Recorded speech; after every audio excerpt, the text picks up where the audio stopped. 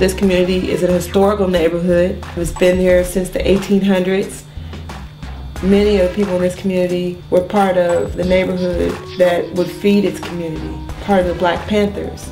I mean, just a whole community of people. This was once a thriving blues community. So if you can imagine people, it was barbecue in this community, you know, fish. You could come down here and get, I mean, just any type of down home food that you want to get. And now those stores are, you know, slowly dwindling.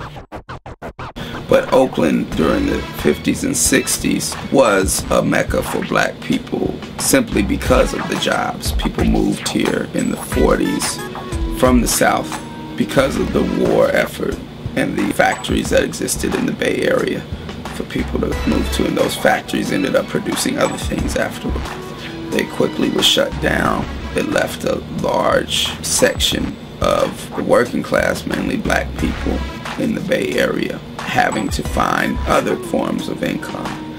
There hasn't been any big production jobs for Black people in Oakland for a good 40 years when plants started closing down and being moved to Mexico for cheaper labor.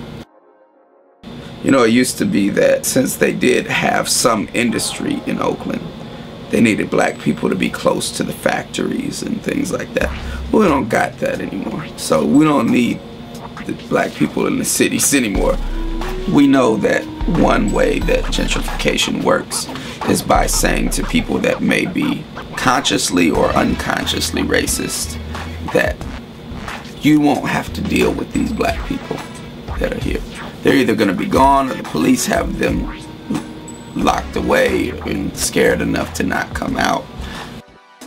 When you look at what City Repair has done with corners, this is very interesting because these corners are well utilized all the time. And there's a sense that the corner is a place for show time, so to say. It's a place for fashion. It's a place for conversation. But it's never really a comfortable place because you can have enforcement coming at any time. People will call the police on people if they see a bunch of young Black people hanging out on the corner, and just call the police. The police will come and harass people and this and that. And even if nobody gets arrested for having things, after a while people are like, I'm not hanging out there. That in Oakland they had 350 cops just 3.5 years ago. Now they got 1,000 cops patrolling Black people. San Francisco's doubled its police force, and every area, major metropolis where Black people live all across this country, they've doubled, tripled, and quadrupled their police force, equipped them with tanks, all kinds. We got to stop it, brother. Let's get together and unify.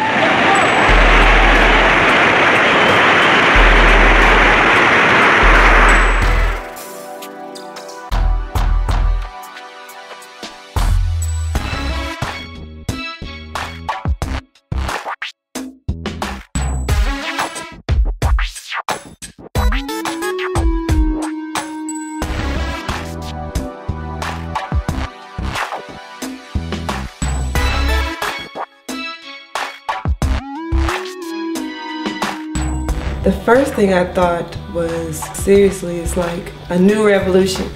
I thought of communities becoming involved in something that they hadn't ordinarily become involved in before. It seemed like a movement that this community had seen before, but in a different sense. It meant that there was more connectivity between each other. There was more communication. And the idea is that some people will move in and integrate into Black neighborhoods that really want to be part of the community. But the way to fight this taking over of a neighborhood is to make art and make things where the neighborhood can congregate more. And that if you're going to come, you're going to end up having to be part of the community. So if we create art and create things that make more community, rather than just beautify the property, but beautify the ways that we can interact with each other, then that will in turn beautify the landscape and the property too.